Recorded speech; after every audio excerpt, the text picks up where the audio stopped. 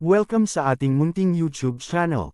Please support my videos. Comment, like and subscribe po mga idolo.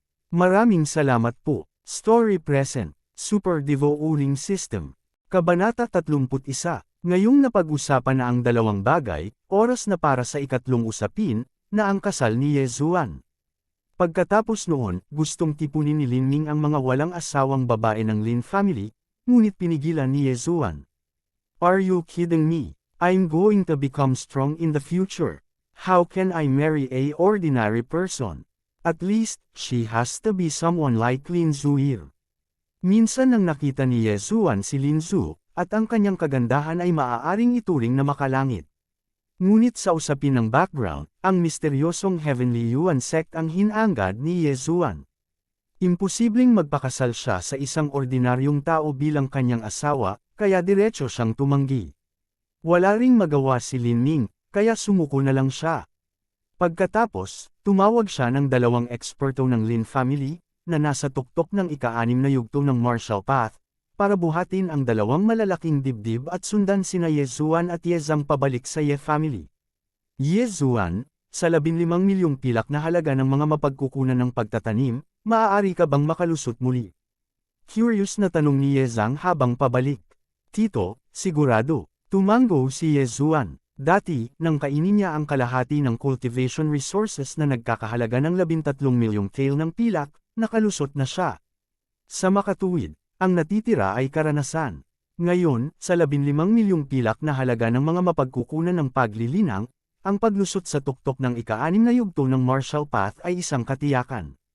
Buti, bilasan mo. Kung makakalusot ka sa ika-7 yugto ng martial path sa Shattering Cloud sect, baka maging disipulo ka ng sect leader. Nagdesisyon din si Yezang. Kahit na kailanganin niyang gamitin ang lahat sa Ye family, aalagaan niya si Yezuan. Ganyan din talaga ang iniisip ni Yezuan. Kung hindi dahil sa katotohanang ayaw niyang ilantad ang kanyang kakayahan sa paglamon, talagang gustong lamunin ni Yezuan ang lahat ng bagay sa Lin family. Sa ganoong paraan, maaari siyang direktang makapasok sa tuktok ng 6th stage ng martial path. Kung uminom siya ng isa pang bursting spirit pill, makakalusot siya sa 7th stage ng martial path. Sa pagbabalik sa Ye family, sina Yezuan, Yezang, at Yezuan ay nakakuha ng atensyon ng maraming tao. Ang dalawang malalaking chest na ito ay malinaw na naglalaman ng magagandang bagay, kung hindi ay hindi nagpadala ang Lin family ng dalawang eksperto para i-escort sila. Gayunpaman, sa kalagitnaan ng paglalakbay, biglang lumitaw ang tunog ng hangin. Mag-ingat ka, may sneak attack. Nag-react din si Yezang sa isang iglap at nagmamadaling sumigaw. Si Yezuan at ang dalawang eksperto mula sa pamilya Lin ay huminto sandali. Lumingon sila at nakita ang dalawang itim na figure na tumalon mula sa dingding. Gusto mo talagang agawin ito sa sikat ng araw. Ang mga mata ni Yezang ay kumikislap habang siya ay nagluwa ng isang subo ng dugo. Hindi niya kailangang gamitin ang kanyang puwitan para isipin na ang mga taong ito ay talagang mula sa Chen clan.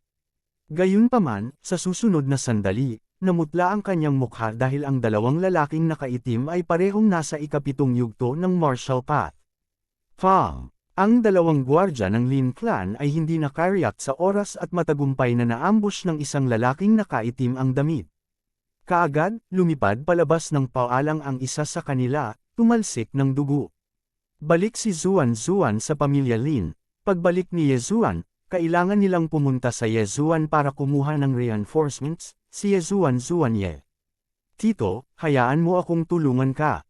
Hindi nakinig si Yezuan sa utos, dahil kung babalik siya sa pamilya Lin para kumuha ng reinforcements, malamang namamatay si Yezang dito.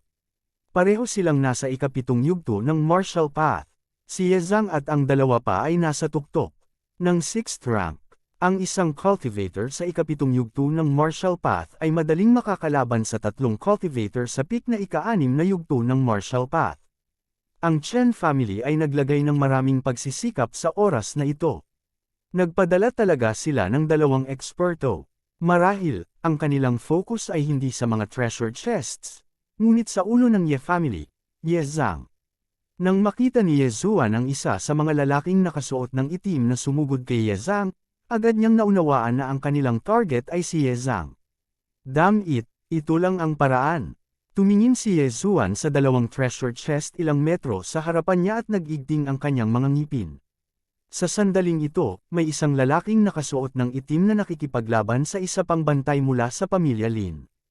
Kung siya ay papasok sa gitna ng ika-6 na antas ng martial Dao, maaaring nakamamatay kung siya ang maapektuhan. Gayunpaman, kung hindi siya pupunta, si Yezang at ang dalawang gwardya mula sa Lin clan ay maaaring talagang mamatay dito. Sisingilan. Walang pakialam si Yezuan. Agad niyang ginamit ang running attack at sumugod ng ilang metro pa sulong. Dumating siya sa harap ng isa sa mga treasure chest at ipinatong ang kanyang kamay dito. Itago. Inilagay ni Yezuan ang buong treasure chest sa kanyang nilalamon na espasyo at piniling lamunin. Ito ay isang maliit na trick na natuklasan ni Yezuan. Kung gusto niyang kainin ang isang malaking halaga ng mga bagay, kailangan lang niyang itambak ang mga ito at ilagay sa kanyang lumalamon na espasyo. Kaya, ang buong treasure chest ay nawala sa sikat ng araw. Damn it, itong treasure chest ay walang sapat na gamit. Nagmura si Yezuan sa kanyang puso. Naabot na niya ang bottleneck at medyo malayo na siya sa paglusot. Gayunpaman, sa sandaling ito, ang lalaking nakasuot ng itim ay natigilan sa isang segundo. Wala siyang pakialam sa guard ng Lin family at direktang sinipa si Yezuan. Isang interspatial ring. Kahit na ang tanga ay maaaring hulaan na si Yezuan ay may interspatial ring. Damn it, charge! Nakatikip si Yezuan ng kanyang mga ngipin habang nakatitig sa pag-atake ng lalaking nakaitim na damit at tumalon pasulong. Kahanga-hanga ang pamamaraan ng paa ng lalaking nakaitim na damit, ngunit napakabagal pa rin niya ng isang hakbang. Nang tumama ang kanyang binti kay Yezuan, ang kamay ng huli ay nasa kabilang treasure chest. Lumamon. Ding! Congratulations sa host sa paglusot sa Peak Levy 6 ng Martial Path. Nakakuha ka ng 6 na DevR points. Nakalusot siya sa wakas. Fang! Kasabay ng pagbip ng system, sinipa ng binti ng lalaking nakaitim si Yezuan, na nagpalipad sa kanya. Sa kabutihang palad, mabilis na nag-react si Yezuan. Nang mag-level up siya, inilabas niya ang kanyang Peak Levy 6 na spiritual power para protektahan ang kanyang katawan. Kung hindi, ang sipa na ito ay magdudulot ng malubhang pinsala sa kanya. Haha, dead meat ka. Tumawa si Yezuan sa kanyang puso. Nagpalit siya ng explosive spiritual pill at nilunok niya ito. Sa isang iglap, ang kanyang espiritual na kapangyarihan ay tumaas ng isa pang antas. Levy 7 ng Martial Path. Sabay kuha ng black steel bow niya at hinayla ang bowstring. Palaso na humahabol sa hangin. Ilang metro lang ang layo niya sa lalaking nakaitim na damit. Sa ganoong kalayuan, ang lalaking nakaitim na nakadamit ay hindi nakaiwas sa wind-chasing arrow. Weng! Fu! Ang dibdib ng lalaking nakasuot ng itim ay tinusok, ngunit hindi siya namatay sa lugar. Napasigaw siya sa alarma at nagmamadaling tumakas. Gusto mong umalis pagkatapos mong ligawan si kamatayan. Naningkit ang mga mata ni Yezuan. Muli niyang hinayla ang bowstring. Sa pagkakataong ito, may 3 palaso. Rango 6 na martial art, Chaotic Star Arrow. Fu, fu, fu. Nais tumalon. Sa pader ang lalaking nakasuot ng itim, ngunit nataman siya ng 3 palaso. Agad siyang nahulog at nontog sa pader. Upang maging ligtas, hinayla muli ni Yezuan ang bowstring at binaril ang isa pang Chaotic Star Arrow. Sa pagkakataong ito, walang ibang pagpipilian ng lalaking nakasuot ng itim kundi ang mamatay. Ang kanyang ulo ay naging salon. Isang martial artist sa Levy 7 ng Martial Path ang nahulog. Gayunpaman, solemn na pa rin ang ekspresyon ni Yezuan. Ito ay dahil nakikipag-usap pa rin si Yezang sa isa pang lalaking nakaitim na damit. Kabanata 32. Kanina lang nakapatay siya ng lalaking nakaitim, pero wala iyon sa inaasahan ng kanyang kalaban. Ngayon, ang lalaking nakasuot ng itim na lalaki ay nagbabantay, kaya maaari lamang siyang lumaban sa malapit na labanan. Bagamat si Yezang ay nasa tuktok ng ika-6 na yugto ng Martial Path, ang kanyang lakas ay hindi dapat maliitin. Nakipag-away siya saglit sa lalaking nakaitim.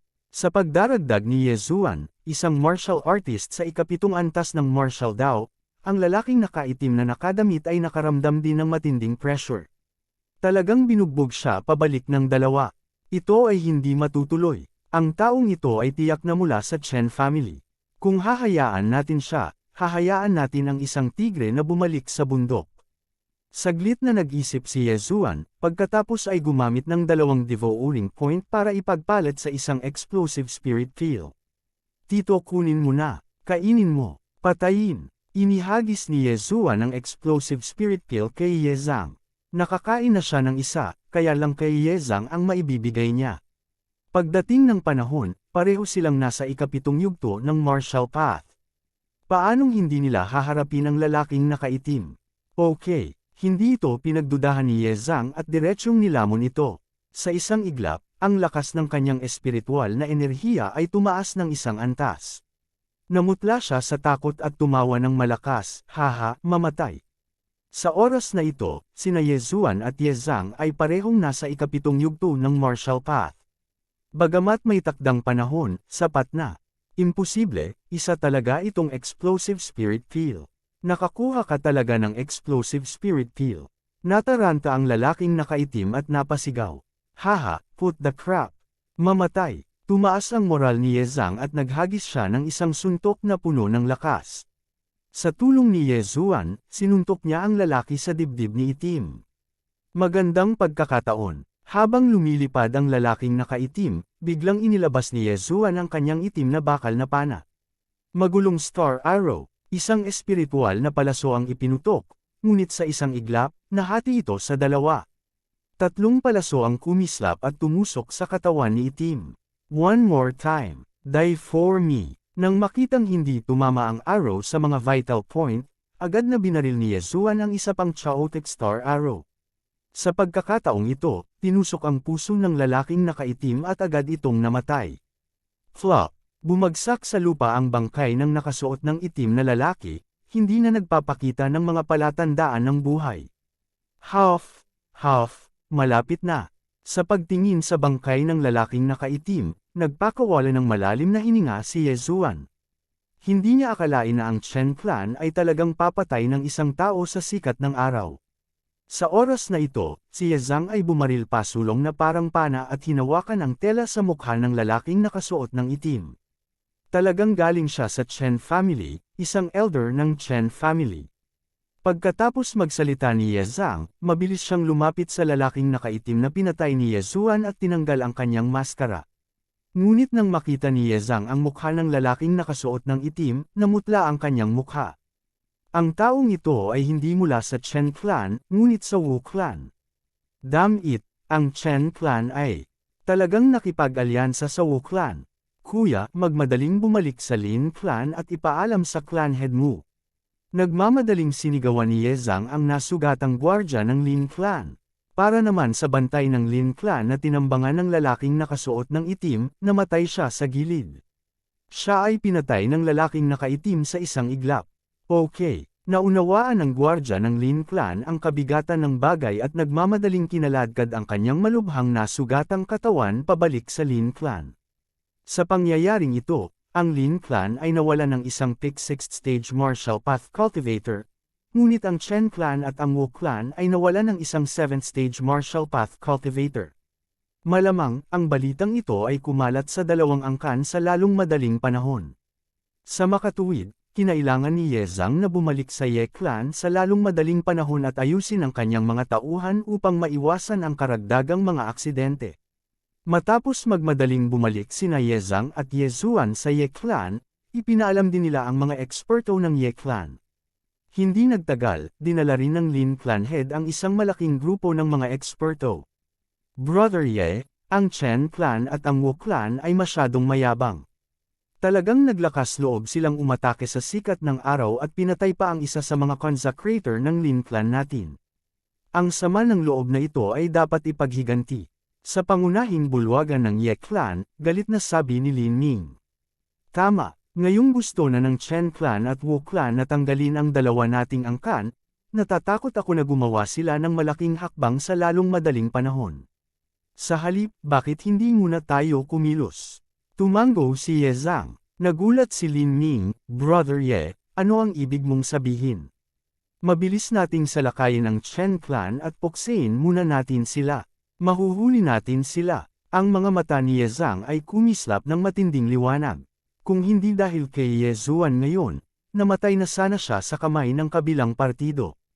Nang marinig ito, nag-alinlangan sandali si Lin Ming. Napatingin siya kay Ye Zuan. Kailangang malaman ng isang tao na kamamatay lang ni Ye Zuan ng 7th Stage Martial Path Cultivator. Bukod dito, kapwa ang Chen Clan at ang Wu Clan ay nawalan ng 7th Stage Martial Path Cultivator. Kung hindi sila umatake ngayon, kailan sila? Okay, babalik ako agad at ipunan ang mga eksperto ng Lin Clan ko. Ay massacre natin ang Chen Clan. Tumango si Lin Ming. Pagkatapos nilang pag-usapan ang plano, nagmamadaling umalis si Lin Ming. Bagamat walang silbi ang martial arts ni Ye Zuan, huli na ang lahat. Kung ang Chen Clan at ang Wu Clan ay nagsanib puwersa, kung gayon sila ay nasa isang passive na posisyon. Kinailangan nilang alisin muna ang isa sa mga angkan. Wala pang 10 minuto, nagtipon ang Ye Clan ng daan-daang eksperto. Kabilang sa kanila ang mga miyembro ng Ye Clan at ang mga consecrators ng Ye Clan. Karamihan sa kanila ay mga cultivator ng 5th Stage Martial Path. Isang dosino lamang sa kanila ang mga cultivator ng 6th Stage Martial Path. Bilang karagdagan, mayroong 4 na matatanda sa 7th Stage Martial Path. Ye Zuan, pagkatapos nating pumatay sa Chen Clan, sundan mo kaming dalawa. Dadalhin ka namin sa treasury ng Chen Clan. Ang ikatlong elder ng Ye Clan ay nagsabi kay Ye Zuan habang papaalis na sila sa Ye Clan. Ngayong si Ye Zuan ay nasa tuktok ng 6th Stage Martial Path, isa siya sa mga nangungunang eksperto sa Ye Clan. Hanggat muli siyang makakalusot, maaabot niya ang 7th Stage Martial Path, na lubos na magpapataas ng lakas ng Ye Clan. Okay, tumango si Ye Zuan. Nagustuhan niya ang ganitong uri ng kayamanan. Sa oras na ito, si Ye Zhang at ang 4 na matatanda ay naglabas ng ilang mga bagay. Ang sabi ng una, napakahalaga ng labanan ngayon, kaya kinuha namin ang ilan sa aming mga kayamanan. Makukuha mo silang lahat. Nagliwanag ang mga mata ni Ye Zuan. Nakalimutan niya na ang mga taong ito ay mayroon pa ring sariling pribadong ipon. Tinansya niya na ang mga bagay na ito ay nagdagdag ng hindi bababa sa 10 milyong tael ng pilak. Hindi siya umarte ng bongga at hinigup ang lahat ng mga bagay na ito sa harap nila. Ding! Nakatanggap ang host ng 12 devouring points. 12 mga punto ng paglamon. Bilang karagdagan sa 7 puntos na natitira niya, mayroon siyang kabuoang 19 na mga puntos sa paglamon. Kaagad, pinalitan niya ito ng 5 explosive spirit pills at ipinamahagi ito sa 4 na matatanda at kay Ye Zhang. Ang Chen Clan ay mayroon lamang isang mid-stage na 7th Stage Martial Path Cultivator at 3 iba pa. Hindi kasama ang lalaking nakasuot ng itim na pinatay ni Ye Zuan, 2 na lang ang natitira. Matapos makuha ng 4 na elder ng Ye Clan ang explosive spirit pills, tataas ng isang level ang kanilang lakas. Kasabay nito, maaaring pansamantalang makapasok ang unang elder sa tuktok ng 7th Stage Martial Path. Bilang karagdagan sa suporta ng Lin Clan, ang Chen Clan ay tiyak na mawawasak. Kabanata 33. Nang makita ng mga dumadaan ng Ye family na nagtitipon ng napakaraming tao, umatras sila at sinundan sila. Hindi nila alam kung ano ang nangyayari, ngunit nang makita nila ang direksyon na tinatahak ng Ye family, agad nilang naintindihan. Ang target ng Ye family ay ang Chen family. Pagkaraan ng 10 minuto, ang daang eksperto ng Ye family ay nagtipon sa pasukan ng Chen family. Dumating din si Lin Ming makalipas ang 2 minuto. Mahigit sa 200 eksperto ang nagtipon sa harap ng pasukan ng Chen family, na tinatakot ang Chen family. Ang kabuuang lakas ng pangkat ng Lin family ay bahagyang mas malakas kaysa sa Ye family. Maliban sa matandang guro ng pamilya Lin, ang lahat ng mga eksperto sa lungsod ng Lianian ay dumating na may dalang mga armas. Kabilang sa mga ito, mayroong kahit 5 ikapitong yugto ng martial artist. Gayunpaman, ginamit ni Ye Zuan ang natitirang mga puntos upang makipagpalitan ng martial arts, kaya hindi niya maibigay sa Lin family ang spiritual explosion pill. Kuya Lin, tara na. Sabi ni Ye Zuan kay Lin Ming. Sige, lahat ng mga alagad ng Lin family ay nakikinig sa aking utos, patayin. Sigaw ni Lin Ming. Sa isang iglap, ang mga eksperto ng 2 pamilya ay sumugod sa tirahan ng Chen family. Parehong pamilya ay nakasuot ng uniforme ng kanilang pamilya, kaya hindi nila makilala ang maling tao. Tulad ng para sa Chen family, wala silang sapat na oras upang tipunin ang lahat ng mga eksperto sa pamilya. Kahit na gawin nila, hindi sila magiging tugma para sa dalawang pamilya. Matapos sumugod si Ye Zuan sa tirahan ng Chen family, sinundan niya ang third elder at ang fourth elder sa tirahan ng Chen family. Basura ng pamilya Chen, panuurin mong ninakawan ko ang iyong kayamanan. Tuwang-tuwa si Ye Zuan dahil siguradong maraming magagandang bagay sa treasury ng Chen family. Maari siyang makalusot kahit isang beses, marahil kahit 2 beses. Ang dalawang clan elders ay parehong nasa gitnang yugto ng ikapitong yugto ng martial Dao. Ang mga martial artist ng Chen clan na iyon ay hindi man lang kapares sa kanila. Higit pa rito, naroon si Ye Zuan, na may hawak na itim na bakal na pana. Ang tatlo sa kanila ay sapat na upang harapin ang higit sa 10 martial artist sa ika-6 na yugto ng martial Dao. Bastard, how dare you pumatay sa mga disipulo ng Chen family ko, mamatay ka para sa akin. Biglang, isang tao ang sumugod palabas at tinaga ang ulo ni Ye Zuan gamit ang isang malawak na espada. Isang eksperto lang sa 6th stage martial path ang naglakas loob na magpakita sa harapan ko. Malamig ang mga mata ni Ye Zuan. Agad siyang naglabas ng mahabang espada at sinaksak sa napakabilis na bilis. Gale Triple Stab. Rip. Ang mahabang espada ay tumagos sa puso ng ekspertong Chen clan na ito, na agad na pumatay sa kanya. Dalubhasa na si Ye Zuan. Hindi niya kailangan gumamit ng level 6 martial art para harapin ang mga mas mahina sa kanya. Maaari lang niyang gamitin ang Gale Sword technique. Sa una, ang dalawang elder ay nag-aalala pa rin kay Ye Zuan. Gayunpaman, matapos masaksihan ang lakas ni Ye Zuan, huminahon sila. Let's go! Malapit na tayo sa Chen Clan's Treasure Vault, sigaw ng third elder. Ang Treasure Vault ay isang mahalagang lugar para sa bawat pamilya. Karaniwan, may mga eksperto na nagbabantay dito. Habang lumalalim si Ye Zuan at ang dalawa pa, dumami ang bilang ng mga eksperto mula sa pamilyang Chen. Gayunpaman, madaling mapatay ni Ye Zuan ang mga taong iyon gamit ang kanyang Chaotic Star Arrows. Ang mga taktika ng Human Wave ay ganap na walang silbi laban sa kanya. Nakarating na tayo sa treasury. Tara na, papatayin natin ang daan papasok. Ang ikatlong elder ay sumigaw at nagbukas ng daan para kay Ye Zuan kasama ang ika-4 na elder. Mga nanghihimasok. Sumigaw ang ilang tao mula sa Chen clan. Gayunpaman, masyadong mabagal ang kanilang balita. Ngayon lang nila nalaman na ang Ye clan at ang Lin clan ay pumatay na sa kanilang pagpasok. Ye clan, how dare you barge into my Chen clan and plunder my Chen clan's treasury? Isang malakas na sigaw ang kumawala. Isang figure ang biglang tumalon mula sa pavilion sa tabi ng treasury. Si Chen Zin ito mula sa Chen clan. Nakilala ng ikatlong elder ang kabilang partido at agad na kinasuhan ang ika-4 na elder. Si Chen Zin ay nasa unang bahagi lamang ng level 7 martial path. Silang dalawa ay nasa unang bahagi din ng level 7 martial path. Sa dalawang laban sa isang sitwasyon, paanong hindi sila magpatayan? Gayunpaman, sa susunod na sandali, nagkamali sila. Pagkatapos makipagpalitan ng isang galaw kay Chen Zin, agad nilang napagtanto na si Chen Zin ay wala sa unang bahagi ng level 7 martial path. Siya ay nasa gitnang level 7 martial path. Hahaha, mukhang nagtago ako ng maayos. Ngayon ang araw na mamatay kayong dalawa. Tumawa si Chen Zin. Nagbago ang ekspresyon ng third elder. Nakipagpalitan siya ng tingin sa fourth elder at kumuha ng tableta. Pang-4 na elder, tapusin na natin ta.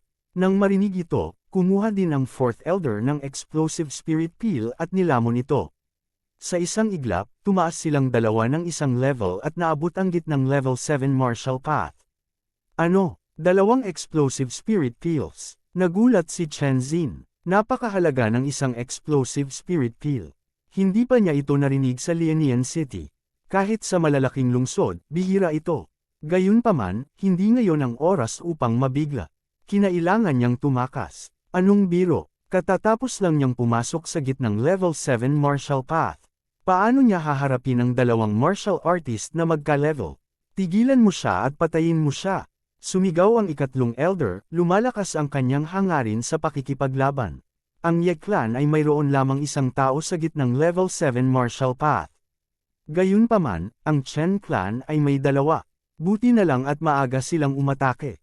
Kung hindi, ito ay magiging mahirap.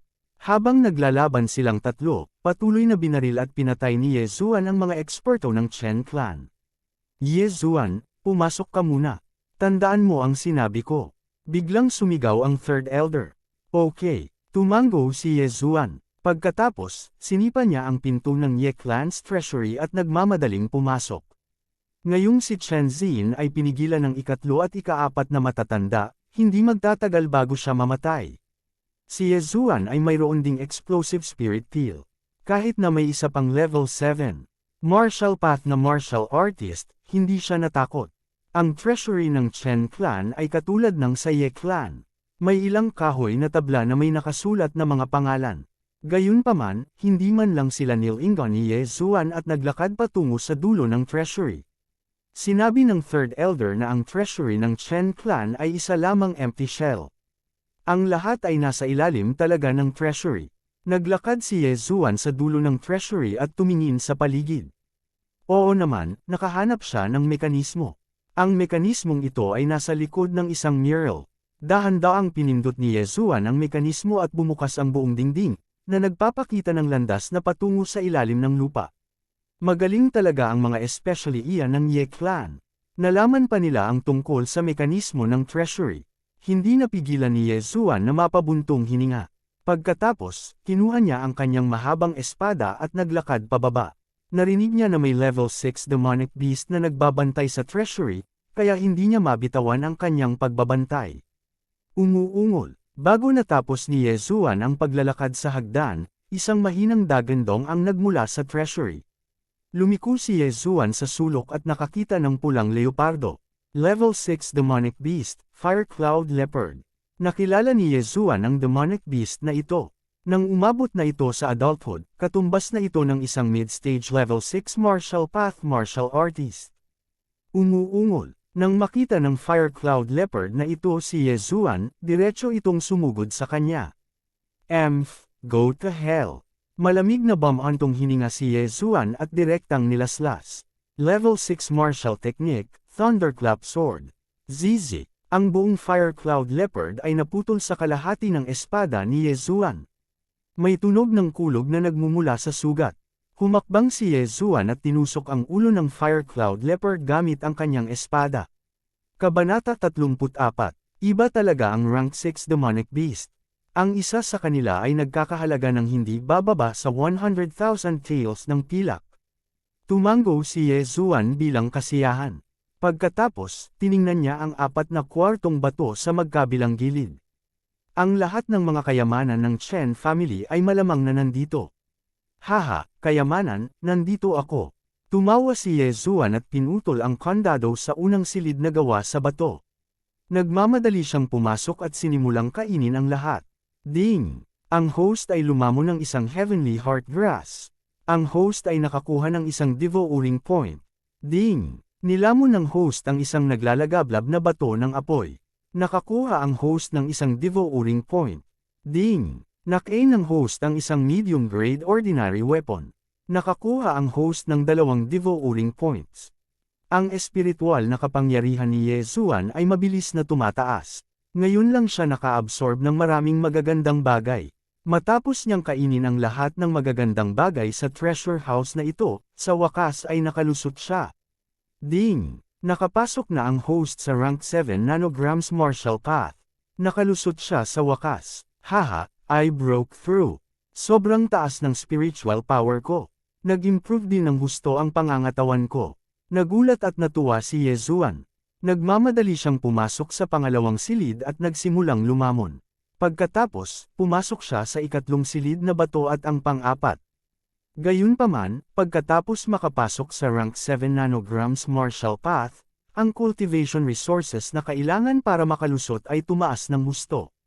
Matapos makapasok, naka-absorb siya ng higit sa 20 milyong tael ng pilak, ngunit hindi pa rin siya umabot sa bottleneck. Mabuti naman at nakalusot ako minsan. May huling bote ng elixir. Kakainin ko muna. Kinuha ni Yezuan ang huling bote ng jade, ngunit nalaman niyang hindi ito naglalaman ng mga elixir, ngunit isang likido. Nagulat siya dahil parang napakakapal ng likido sa loob. Hindi ito mukhang gamot sa pagpapagaling tulad ng 100 Flowers Dew. Kalimutan mo na to. Lumamon. Nilamon ng host ang blood essence ng Dragon Steel Turtle. Ang kasalukuyang blood essence ng 100 Beasts ay 100. Kapag puno na ang blood essence ng 100 Beasts, ang blood essence ng 100 Beasts ay maaaring i-activate. Natigilan si Yezuan. Ano ba ang blood essence ng 100 Beasts? Sa sumunod na sandali, bigla niyang naalala na ito ang mababang antas ng blood essence na nagkakahalaga ng 100 devouring points sa seksyon ng blood essence. Ang Dragon Steel Tortoise na iyon ay tila isang 7th rank demonic beast. Hindi kaya kong lalamunan ko pa ang 79 na mga bangkay ng 7th rank demonic beast. Makukuha ko ang 100 Beasts bloodline na nagpapataas ng lakas ng aking katawan. Naisip ni Yezuan sa kanyang sarili na kung ganoon talaga, kung gayon ay kumita siya ng malaking kita. Hindi mahal ang isang bote ng 7th rank demonic beasts blood essence. Kung mangolekta siya ng 100 uri ng blood essence, 10-10 milyon lang ang halaga nito. Bukod dito, maaaring manghuli ng mga 7th rank demonic beast si Yezuan. Haha, isang 100 beasts bloodline na kayang palakasin ang pisikal na katawan ng isang tao. Sa hinaharap, maaari pa itong i-upgrade sa intermediate bloodline. Good stuff. Ilang beses tumawa si Yezuan. Sa kasamaang palad, walang maraming mga item sa kabangyaman na nagkakahalaga ng higit sa 1 milyon. Nakatanggap lang siya ng 20 DevR points. Napakalaki ng ani mula sa paglalakbay na ito sa kaban ng pamilya Chen. Hindi lamang siya lumamon ng halos 30 milyong halaga ng magagandang bagay, natutunan pa niya ang espesyal na paraan upang i-activate ang 100 Beast Bloodline. Forget it. Lumabas muna tayo at sirain muna ang Chen Clan. Direktang umalis din si Yezuan sa treasury. Ngayong nasa gitna na siya ng 7th rank martial path, mayroon siyang explosive spirit peel at 20 DevR points. Sa oras na ito, tinansya niya na kahit ang Great Elder ay hindi niya magiging kalaban. Kung tutuusin, ginamit na niya ang kanyang DevR points para makipagpalitan ng ilang 7th rank martial arts. Sa buong Linian City, walang balitang may 7th rank martial art. Gayunpaman, mayroon na ngayon. Nang lumabas si Yezuan, nagkataon na nabangga niya ang 3rd Elder at ang 4th Elder. Tila napatay na nila si Chen Xin. Yezuan, kumusta? Tanong ng ikatlong elder. Ganap na nabura. 7th rank martial path. Maigsi na sagot ni Yezuan. Good. Ang Ye clan natin ay may isa pang eksperto sa 7th rank martial path. Ilang beses tumawa ang ikatlong elder at nagpatuloy, ang Chen clan ay malamang na halos mapuksa. Tanging ang matanda at mahihina ang natitira. Bumalik tayo at tingnan. Agad namang bumalik ang tatlo. Mahigit 10 minuto ang lumipas mula nang sumugod ang Ye at Lin clan sa Chen clan. Mahigit sa 200 eksperto ang tiyak na nagawang patayin ang mga miyembro ng Chen clan na hindi pa nagtitipon. Gayunpaman, si Yezuan at ang dalawa pa ay masyadong nakaka-relax dahil nalaman nilang nagpapatuloy pa rin ang labanan at ang intensity ay hindi maliit. Hindi maganda. Dapat itong mga reinforcement ng Wu clan. Ito ang mga city guards. Nagbago ang ekspresyon ng ikatlong elder at binilisan niya ang kanyang lakad. Sa daan, nakatagpo sila ng ilang mga gwardya ng lungsod, ngunit lahat sila ay napatay sa pamamagitan ng busog at palaso ni Yezuan. Ngayong nakalusot na siya sa ika-7 antas ng Martial Dao, kahit isang eksperto sa ika-6 na antas ng Martial Dao ay hindi makakaiwas sa kanyang wind-chasing arrow. Binilisan nilang tatlo ang kanilang lakad dahil natagpuan nila ang mga bangkay ng mga miyembro ng Lin at Ye clan sa lupa. Hanem, si Uncle Lin, panipi, pinatay ni Yezuan, ang isang city guard gamit ang isang arrow at nakakita ng pamilyar na boses sa kanyang harapan. Ito ay ang patriarch ng Lin clan, si Lin Ming. Kaagad, pumunta sila para magbigay ng suporta at pinatay ang ilang eksperto sa city guard na kumukubkob kay Lin Ming. Lin Ming, ano ang sitwasyon ngayon? Nagmamadaling tanong ng 3rd Elder. Nang makita ni Lin Ming ang 3rd Elder, nakahinga siya ng maluwag at sinabing, biglang nagdala si Wu Tian ng malaking grupo ng mga eksperto at pinalibutan ang buong Chen clan. Isang 8th rank Marshall Path Cultivator ang sumugod din at nagkalat ang ating mga tao. Ano? 8th rank Marshall Path? Sino? Ang ikatlong elder ay namangha. Logically speaking, ang Lianian City ay hindi dapat magkaroon ng 8th rank Marshall Path Cultivator. It's Wu Liang. He broke through the 8th rank Marshall Path. Sabi ni Lin Ming na may marangal na ekspresyon. Narinig ni Ye Zuan ang tungkol kay Wu Tian at Wu Liang. Si Wu Tian ay ang City Lord ng Lianian City at si Wu Liang ay ang dating City Lord ng Lianian City, ang ama ni Wu Tian. 8th rank Marshall Path. Natatakot ako na hindi niya tayo kakampi. Kailangan nating tipunin ang ating mga tao. Kumunat ang noo ng Third Elder. Oo, ngayong karamihan sa mga eksperto ng Chen Clan ay patay na, kahit ang Chen Clan's patriarch, si Chen Ziyang, ay pinatay, ang mga babae at bata na lang ang natitira. Kailangan lang nating magtipon at magbalik-balikan. Tumango si Lin Ming. Kaagad, sinundan niya si Ye Zuan at ang dalawa pa at naglibot sa Chen Clan, naghahanap ng mga eksperto sa kanilang panig. Sa ilang sandali, nakatipon na sila ng 12-dosenang tao at dumarami pa rin ang bilang. Sa oras na ito, sila ay natipon sa larangan ng martial arts ng Chen Clan. Gayunpaman, nang makita ni Ye Zuan si Ye Zhang na nag-iisa, hindi niya maiwasang magtanong, "Tito, nasaan ang unang elder at pangalawang elder?" Bagamat walang anumang pinsala si Ye Zhang, mukha siyang nakipaglaban sa isang malaking labanan. Nang makita niya si Ye Zuan, hindi niya napigil ang sumagot, biglang inatake ni Wu Liang ng Wu Clan at ikinalat ang aming grupo. Tahimik na tumango si Ye Zuan, ngunit mayroon siyang masamang premonition sa kanyang puso. Kabanata 35. Ang Ye family at ang Lin family ay hindi mga takas, kaya karaniwan ay hindi nila papatayin ang matanda, mahihina, kababaihan, at mga bata. Matapos marinig ang mga boses ng grupo ni Ye Zuan, mabilis silang sumugod. Pagkaraan ng ilang sandali, ang bilang ng mga tao ay tumaas sa humigit kumulang 150, ngunit ang unang elder at pangalawang elder ng Ye family ay wala pa ring nakikita. Kahit na ang mid-stage na 7th stage Martial Path Elder ng Lin family ay wala kahit saan. Parang may problema, halika, sabay tayong lumabas. Malungkot ang mukha ni Ye Zhang. Sa pagkakataong ito, ang pagkawasak ng Chen family ay tapos na, ngunit hindi nila inaasahan na ang suporta ng Wu family ay darating ng ganoon kabilis. Higit pa rito, ang Wu Liang ng pamilyang Wu ay nakalusot sa 8th stage Martial Path. Hindi ito magandang senyales. Gayunpaman, sa pagsasanib ng dalawang pamilya, maging ang Wu family ay kailangang mag-isip ng dalawang beses. Pagkatapos ng lahat, ang 8th stage Martial Path ay hindi omnipotent. Ang daang katao ng Ye at Lin family ay nag-walk out ng ganoon lang. Nang makita sila ng mga tanod ng lungsod, agad silang umatras. Hindi nagtagal, nakarating na sila sa harap ng gate ng Chen family. Sa oras na ito, marami ring tao ang nagkukumpulan sa harap ng gate ng Chen family. May mga nakabaluti na gwardya ng lungsod, ngunit mayroon ding mga hindi pamilyar na figure. Walang sorpresa, sila ang mga tao ng Wu family. Mayroong hindi bababa sa 3 hanggang 400 tao dito, higit pa sa mga tao ng Ye at Lin family. Gayunpaman, karamihan sa kanila ay hinikayat na mga gwardya ng lungsod.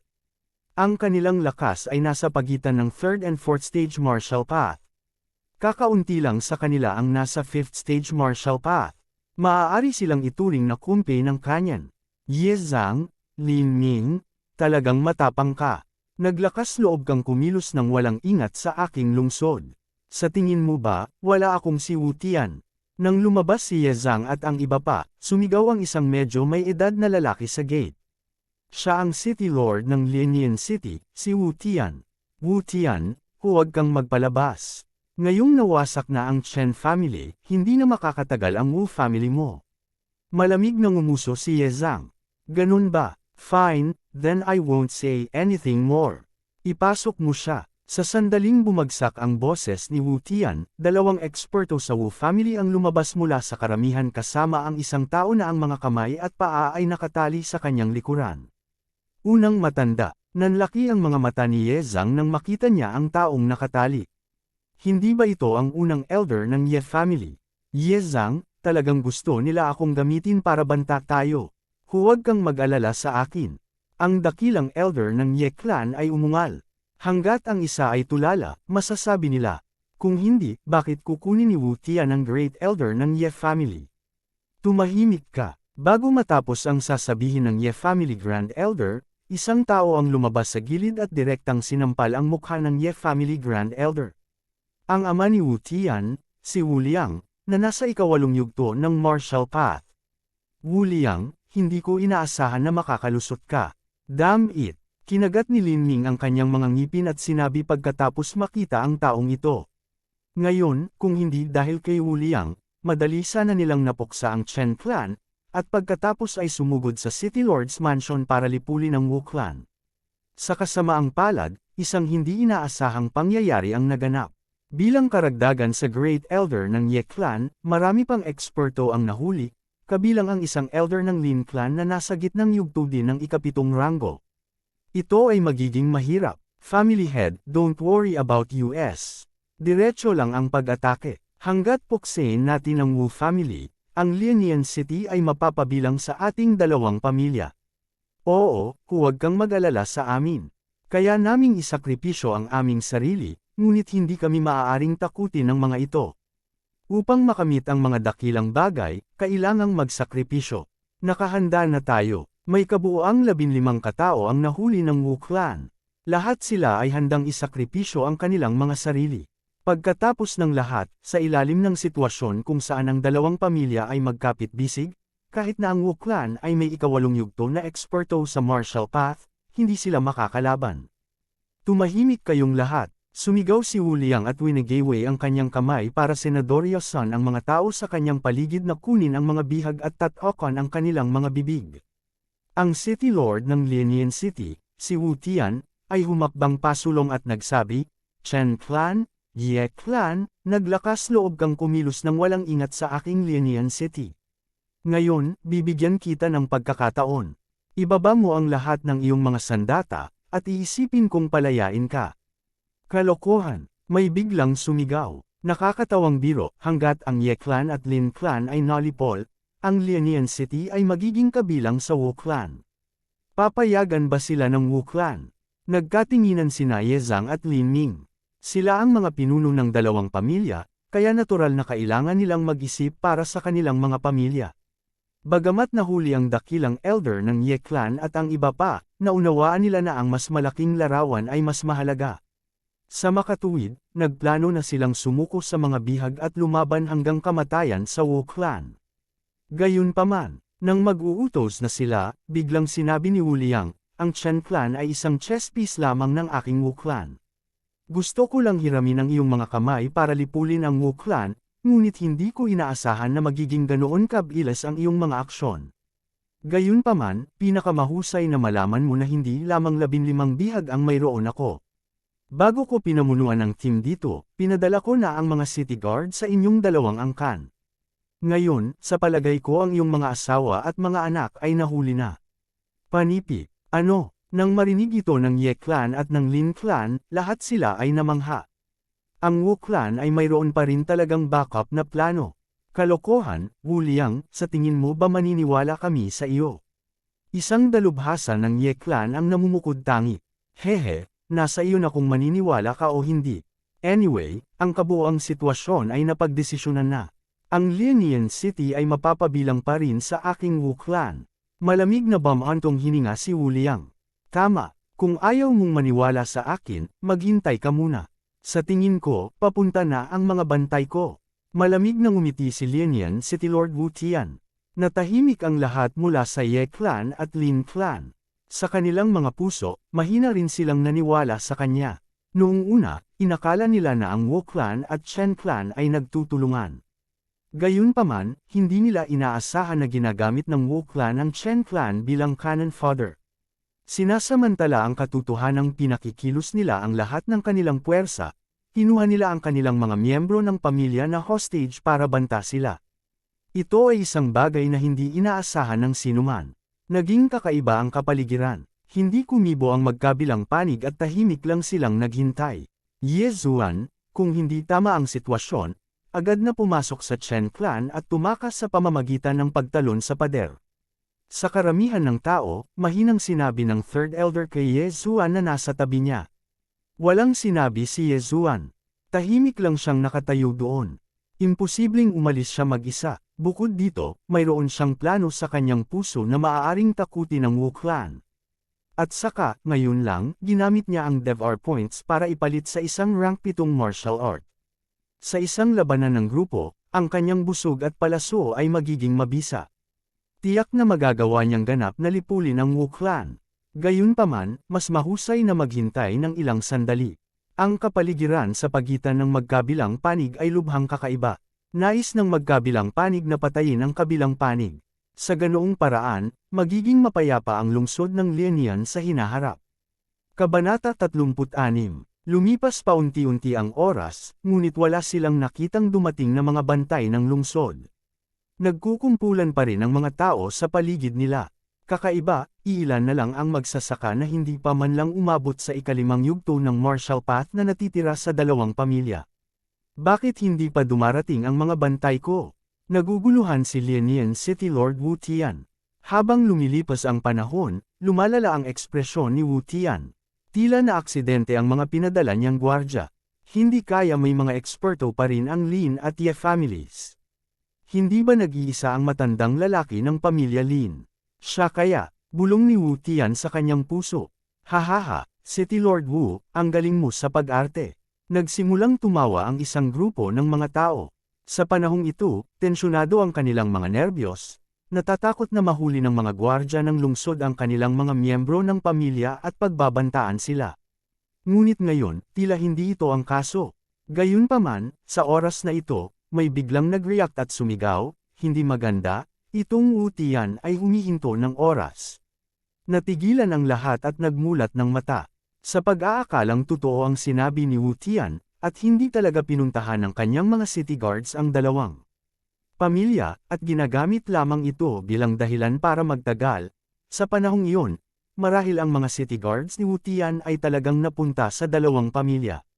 Patayin si Wu Tian.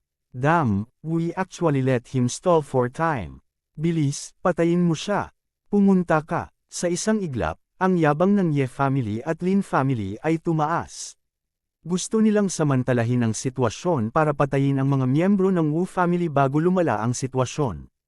Nagkatinginan sina Ye Zhang at Lin Ming bago sila sumigaw. Agad-agad, lahat ay nagmadaling lumabas ng Chen family at umaksyon patungo sa Wu family. Wu Liang, ibigay mo ang iyong buhay. Ang gitnang yugto ng ikapitong yugto ng martial path ng Lin family ay sumigaw at sumugod patungo kay Wu Liang kasama ang dalawang maagang yugto ng ikapitong yugto ng martial path cultivator na sumusunod sa kanya.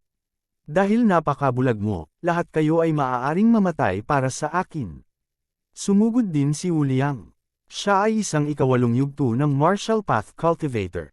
Madali pa niyang matatalo ang isang peak 7th stage martial path cultivator. Hindi banggitin ang mga taong ito. Mahigit 200 tao ang agad na nagpalitan ng suntok, napakalaki ng eksena. Umatras lahat ang mga manunood, natatakot na madamay sila. Ang labanan ngayon ay marahil ang pinakamalaking labanan sa kasaysayan ng Lianian City. Pagkatapos magbigay ng utos ni Ye Zhang, inilabas din ni Ye Zuan ang kanyang Black Iron Bow at itinaas ito para barilin. Gayunpaman, mayroon din siyang target sa isip. Kung sino man ang nang-ahas na hawakan ng 15 taong iyon, papatayin niya sila. Sa loob lamang ng ilang segundo, napatay na niya ang 7 sa kanila. Bilasan mo, patayin mo sila. Huwag mo silang hayaang makatakas. May sumigaw mula sa Wu family. Kung sino ang gumalaw ay mamamatay. Sa di kalayuan, ang mga mata ni Ye Zuan ay napakalamig. Sa isang iglap, nagpaputok siya ng palaso at napatay ang martial artist na sumigaw. Ngayon pa lang, nakapasok na si Ye Zuan sa ikapitong yugto ng martial path matapos lumunin ng napakaraming magagandang bagay. Kasabay nito, mayroon din siyang higit sa 20 DevR points. Gumastos siya ng 10 puntos upang matutunan ang level 6 martial art, Chaotic Star Arrow, hanggang sa ikalawang yugto. Ngayon, maaari na siyang mag-shoot ng 6 na arrow sa isang iglap. Ang Chaotic Star Arrow na ito ay isa ring kakaibang martial art. Ang unang yugto ay isang rank 6 na martial art, habang ang pangalawang yugto ay isang rank 7 martial art. Buzz! Ang bowstring ng Black Iron Bow ay nag-vibrate at ang isang spirit arrow ay agad na nahati sa 5, na ikinamatay ng ilang martial artist ng Wu family. Ang bilis ng pagpatay ni Ye Zuan ay talagang pinakamabilis sa mga taong naroroon. Walang makahaharang sa kanyang nakamamatay na mga palaso. Hindi maganda, ang kabilang panig ay may mamamana. Bilasan mo siyang patayin. Muling sumigaw ang pamilya Wu. Bago sila matapos magsalita, maraming martial artist ang sumugod kay Ye Zuan. Gayunpaman, bago sila makalapit, direkta silang binaril hanggang mamatay ni Ye Zuan. Wala pang kalahating minuto, ang bilang ng mga martial artist na napatay ni Ye Zuan ay umabot na sa 10. Napakahusay din ng impluwensya ng Wu family. Bilang karagdagan sa daang eksperto sa pamilya Wu, mayroon ding 200 mga gwardya ng lungsod. Gayunpaman, ang mga gwardya ng lungsod ay karaniwang nasa ibaba ng ika-5 yugto ng landas ng militar. Sila ay itinuturing na kanyan kumpe. Kahit na mamatay silang lahat, hindi malulungkot si Wu Tian. Gayunpaman, sa paglipas ng panahon, ang bentahe ng Wu family sa mga numero ay hindi gaanong nakikita. Ye Zuan, magandang trabaho. Tulungan kaming iligtas sila. Biglang sumigaw ang ikatlong elder at saka sumugod kasama ang ilang eksperto. Bagamat, Kat-Anji tangi ang kakayahan ni Ye Zuan sa pag-archery, hindi naging mahirap para sa mga eksperto ng Wu clan na patayin ang mga nakagapos na bihag. Sa sandaling ito, maliban sa dakilang elder, pangalawang elder, at sa iba pa, 7 tao ang napatay na ng sword shi. Kung gusto mong iligtas sila, lagpasan mo muna ako. Sigaw ni Linian City Lord Wu Tian at hamarang sa harap nila. Pagkatapos, ilang beses niyang iwinagayway ang kanyang espada at ikinalat ang Chaotic Star Arrow ni Ye Zuan. You have some skills. Let's see how you block me. Nanliit ang mga mata ni Ye Zuan. Bigla siyang kumuha ng tableta at nilagok yun. Sa isang iglap, ang espiritual na enerhiya sa kanyang katawan ay tumaas ng 1 antas. Spiritual Explosion Peel. Si Ye Zuan ay orihinal na nasa unang bahagi ng ika-7 yugto ng martial path, kaya ang kanyang espiritual na enerhiya ay pinigilan ni Wu Tian. Ngayon na siya ay nasa parehong antas ni Wu Tian, tiyak na hindi madaling sirain ni Wu Tian ang kanyang mga arrow ng espiritual na enerhiya. Magulong Star Arrow, itinaas ni Ye Zuan ang kanyang kamay at nagpaputok ng isa pang palaso. Sa pagkakataong ito, nahati sa 6 ang spiritual energy arrow at bumaril patungo sa mga martial artist sa likod ni Wu Tian. Paano ito posible? Nagulat si Wu Tian. Inabot niya para harangan ang 3 arrow, ngunit nalampasan niya ang 3. Napagtanto niya na ang bilis ng mga arrow na ito ay mas mabilis kaysa dati. Bukod dito, nadagdagan din ang kanilang lakas.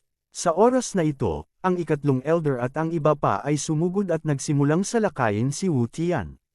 Pipigilan ko siya. Iligtas mo sila. Isang mabangis na boses ang nagmula sa likuran.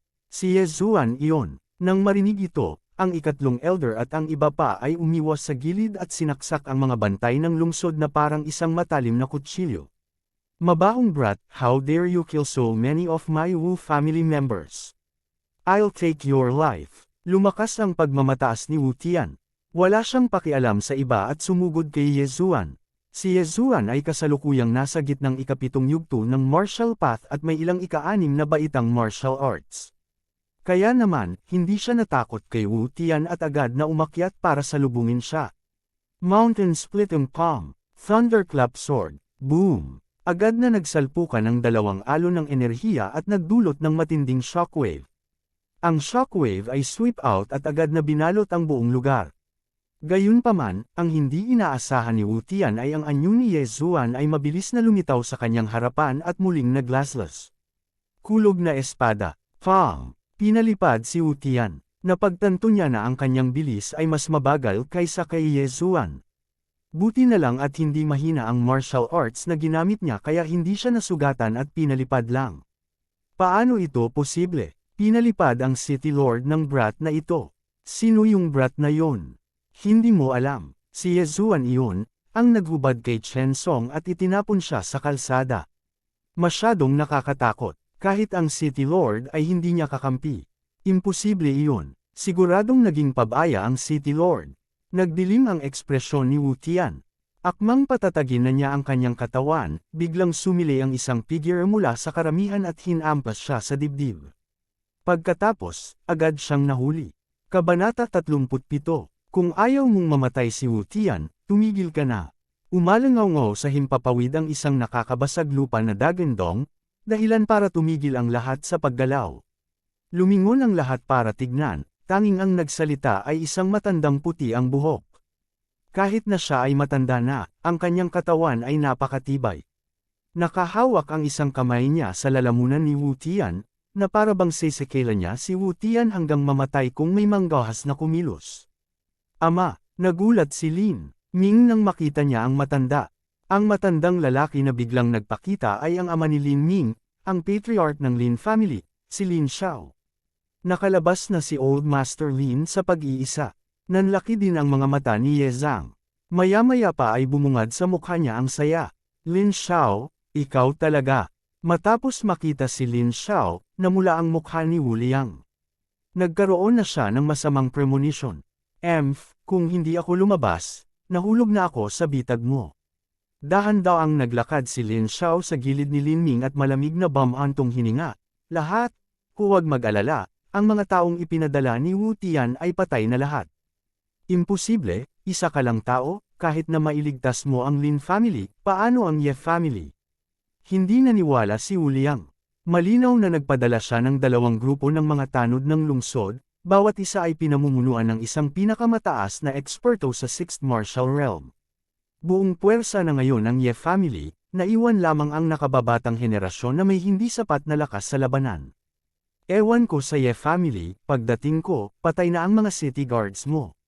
Malumanay na sagot ni Lin Xiao.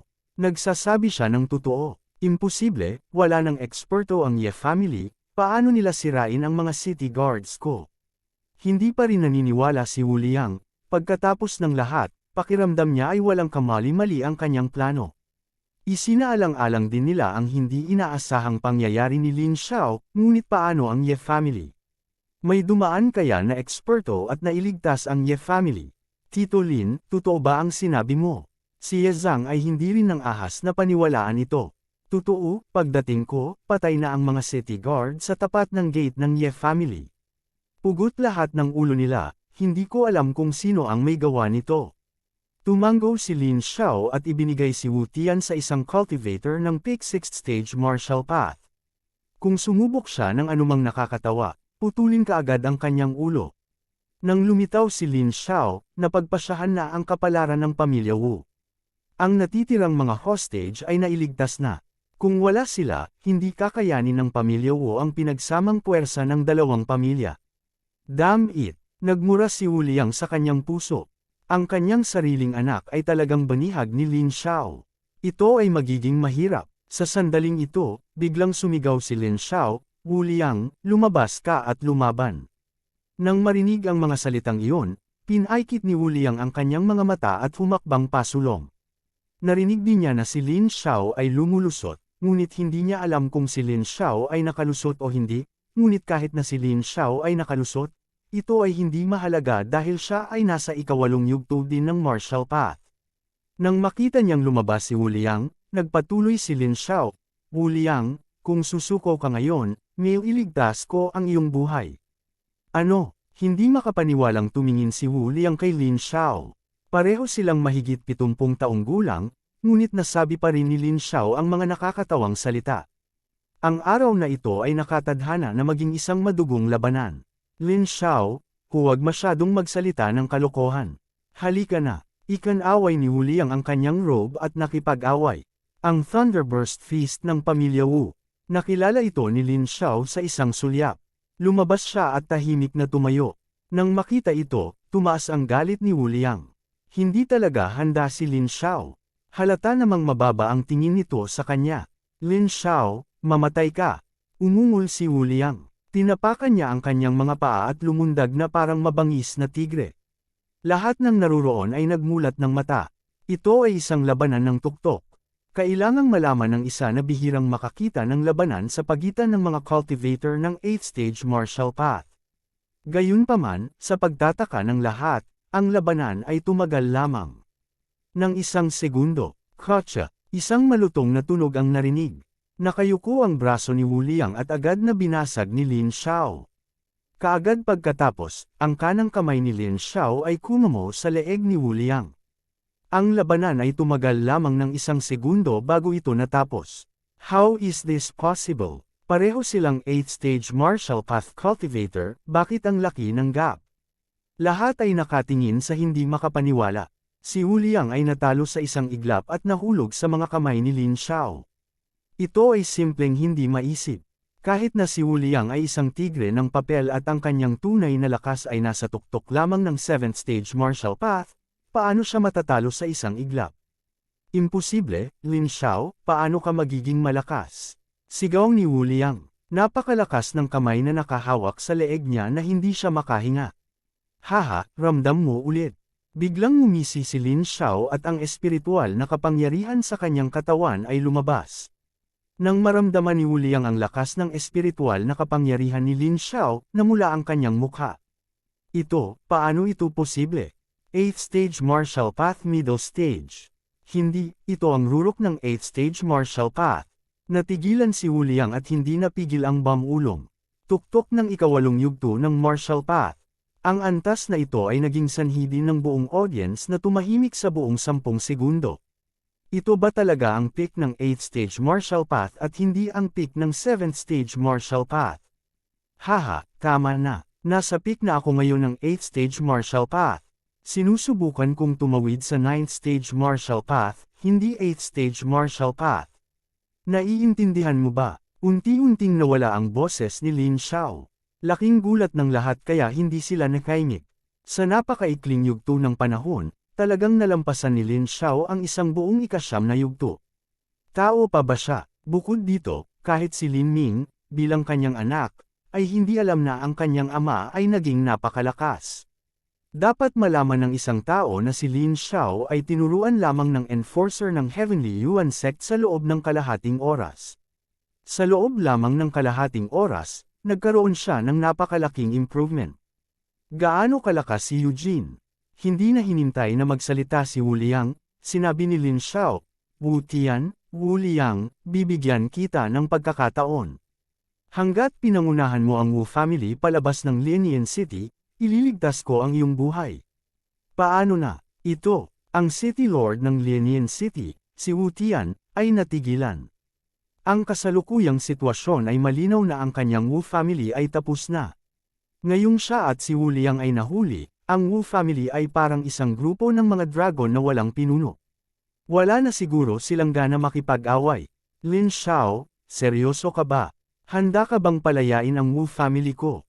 Hindi rin ng ahas na paniwalaan ito ni Wu Tian. Sa harap niya ay isang magandang pagkakataon para lipulin ang kanyang Wu family. Hanggat bumagsak ang kanyang Wu family, ang Lianian City ay magiging kabilang sa Lin family. Mayroong hindi mabilang na maliliit na lungsod tulad ng Lianian City. Tanging ang City Lord ng isang malaking lungsod ang may opisyal na posisyon. Kahit na siya, ang City Lord ng Lianian City, ay namatay, ang Profound Sun Empire ay walang pakialam. Tama, hanggat pakakawalan mo sila, papakawalan kita ng tatay mo. Hahayaan ko rin ang Wu family mong ligtas na umalis sa Lianian City. Tumango si Lin Xiao. Si Wu Liang, na sinasakal ni Lin Xiao, ay nag-alinlangan.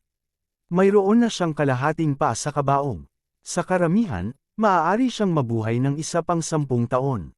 Mabuti kung namatay siya, ngunit ang Wu family ang siyang nagtayo.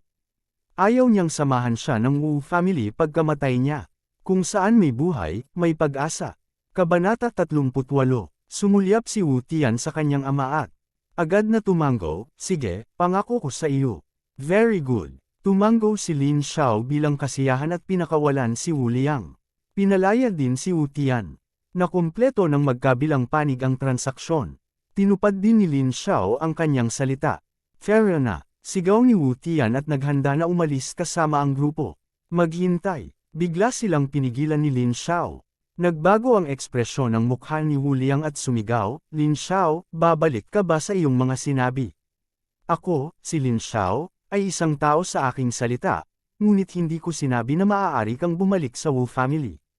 Mula ngayon, ang Wu family ay hindi naiiral sa Lianian City. Pagkatapos magsalita ni Lin Xiao, lumingon siya kay Lin Ming at sinabing, magdala ng ilang tao at salakayin ang Wu family. Maglakas loob ka ba? Sigaw ni Wu Liang. Bakit hindi ako maglalakas loob? Kaya kung patayin kayong lahat mag-isa, sa tingin mo ba hindi ako maglalakas loob? Malamig na tumitig si Lin Xiao. Good, very good. Winner takes all. Tatandaan ko, si Wu Liang, ito. Malamig na bamantong hininga si Wu Liang. Tumigil din sa paggalaw ang grupo ng Wu family at tahimik na pamwesto sa pwesto. Sa sandaling ito, para silang isda sa chopping board, naghihintay na katayin. Sa sandaling ito, dinala ni Lin Ming ang ilang eksperto sa Wu family at sinakop ang Wu family. Pagkatapos, pinalawig ni Lin Xiao ang isang sanga ng olibo sa mga consecrator ng pamilya Wu. Bilang City Lord ng Lianian City, mas maraming eksperto si Wu Tian sa ilalim niya kaysa sa Chen family. Gayunpaman, lahat ng mga taong ito ay nabigla sa lakas ni Lin Xiao at agad na tumalikod sa panig ng Lin family. Hindi nagtagal, ang mga consecrators na ito ay umalis lahat sa Wu family at sumali sa Lin family. Ngayong nasakop na ng Wu family ang City Lord Mansion, ano ang silbi ng pagsunod kay Wu Tian? Hindi nagtagal, bumalik si Lin Ming kasama ang daan-daang tao. Lahat sila ay miyembro ng Wu family. Pagkatapos, ang Wu family ay pinalayas sa Lianian City. Isara ang lahat ng 4 na pintuan ng lungsod. Walang sino man ang pinapayagang umalis sa lungsod. Pagkaalis ng mga miyembro ng Wu family sa Lianian City, nag-utos si Lin Xiao. Ngayong pinalayas na niya si Wu Tian sa Lianian City, siya na ang City Lord ng Lianian City. Ang bagay na ito ay maaaring ituring na natapos na. Ang City Lord ng Lianian City ay pinalayas sa Lianian City kasama ang kanyang pamilya. Talagang malaking bagay ito. Gayunpaman, hindi ito isang malaking pakikitungo. Karaniwan sa isang imperyo ang pagpapalit ng mga dinastiya. Hanggat patuloy na nagbabayad ng buwis ang Lianian City, ayos lang. Ngayon na ang Chen family at ang Wu family ay nawasak, ang kanilang mga ari-arian ay nahati. Nakuha ng Ye family ang Chen family, at ang Lin family ang nakakuha ng Wu family. Kahit na kinuha ng Lin family ang lion's share ng pie, kung hindi para kay Lin Xiao, hindi sana matatapos ang mga bagay ng ganoon kadali. Gayunpaman, may plano si Ye Zuan sa oras na iyon, at iyon ay ang gamitin ng Shattering Cloud Sect upang takutin ang Wu family. Kahit na ang Shattering Cloud Sect ay malamang na walang 15 taong gulang na 7th-tier martial artist. Gaano man katatag ang Wu family, mas malakas kaya sila kaysa sa Shattering Cloud Sect. Kahit sinong random na tao mula sa Shattering Cloud Sect ay maaaring lipulin ang Wu family. Sa pagkakataong ito, malaki rin ang natamo ni Ye Zuan. Bagamat ang treasury ng pamilya Chen ay kinuha niya, nakuha ng pamilya Ye ang lahat ng ari-arian ng pamilya Chen. Pagdating ng panahon, kailangan pa ba nilang mag-alala na wala silang sapat na pera? Sa oras na ito, ang pamilya Ye at Lin ay nagtipon sa pangunahing bulwagan ng City Lord's Mansion upang pag-usapan ang ilang mga bagay. Ang kasalukuyang City Lord ay hindi si Lin Xiao, ngunit si Lin Ming, dahil naramdaman ni Lin Xiao na siya ay matanda na.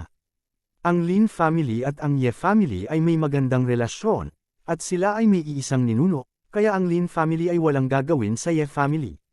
Ang usapin ay natapos na, ngunit ang lakas ni Ye Zuan ay kinwestiyon ng Lin family. Noong binisita ni Ye Zuan ang Lin family, nasa mid-6th-tier martial path lang siya. Paano siya nakalusot sa 7th-tier martial path sa loob lamang ng ilang oras? Ngayon, kahit na sinubukan ni Ye Zuan na maghanap ng dahilan, hindi na niya ito maitatago. Kaya, maaari lamang niyang ihayag na maaari niyang kainin ang mga likas na kayamanan upang madagdagan ang kanyang lakas. Matapos malaman ang kakayahan ni Ye Zuan, ang mga nakatataas na echelon ng Lin family ay nagulat, at gayon din si Lin Xiao. Mga senior, pambihira ang pangangatawan ng batang ito, kaya kailangan niya ng malaking halaga ng cultivation resources. Mayroon akong ilang mga diskarte sa paglilinang dito na maaari mong tingnan. Panipi. Inilabas ni Ye Zuan ang martial arts na kinopya niya, kasama ang Chaotic Star Arrow. Ano? Isang 7th grade martial art? Nagulat si Lin Xiao. Pagkatapos ng lahat, hindi kailanman nagkaroon ng ikapitong baitang martial art sa Lianian City. Gayunpaman, nang makita nilang ang martial art na ito ay may kaugnayan sa archery, nanlabo ang kanilang mga mata. Magaling ang martial art na ito. Sa pamamagitan nito, tataas ng ilang beses ang kahusayan ng pangkat sa pangangaso ng aking Lin family. Sa sandaling ito, biglang bumulala si Lin Ming. Ang bawat pamilya ay may pangkat ng pangangaso na responsable sa pangangaso ng mga halimaw sa labas. Gayunpaman, kadalasang ginagamit nila ang mas karaniwang paraan. Gayunpaman, nang makita ni Lin Ming ang labanan ni Ye Zuan sa harap ng tarangkahan ng Ye family, napagtanto niya na hindi masama ang kanyang kakayahan sa pag-archery. Not to mention the long range, kung makakabuo sila ng archery team, magagawa nilang bayaran ang kalaban ng mabigat na presyo bago sila makalapit. Pagkatapos noon, naglabas si Ye Zuan ng ilan pang martial arts techniques. Si Lin Ming ay napakabukas palad at gumastos ng 30 milyong tael ng pilak upang bilhin ang lahat ng mga pamamaraan ng martial arts na ito. Bukod dito, natutunan ni Ye Zuan ang kanyang leksyon. Sinadya niyang hilingin kay Lin Ming na maghanda ng mga bagay na nagkakahalaga ng higit sa 1 milyong tael ng pilak.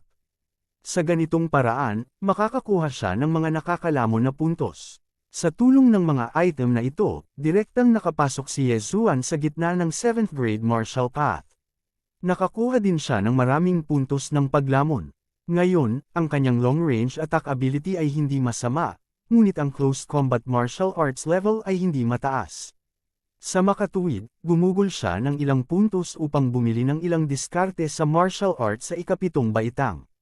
Gayunpaman, sa pagkakataong ito, ang Lin family ay walang sapat na likidong pondo para makabili ng martial arts, kaya pinayagan sila ni Ye Zuan na bumili ng utang. Kapag may pera na sila, babayaran nila siya. 3 araw na ang nakalipas mula noong umalis ang Wu family sa Lianian City. Sa 3 araw na ito, naging abala ang Ye at Lin families dahil kailangan nilang kunin ang mga negosyo ng Chen at Wu family.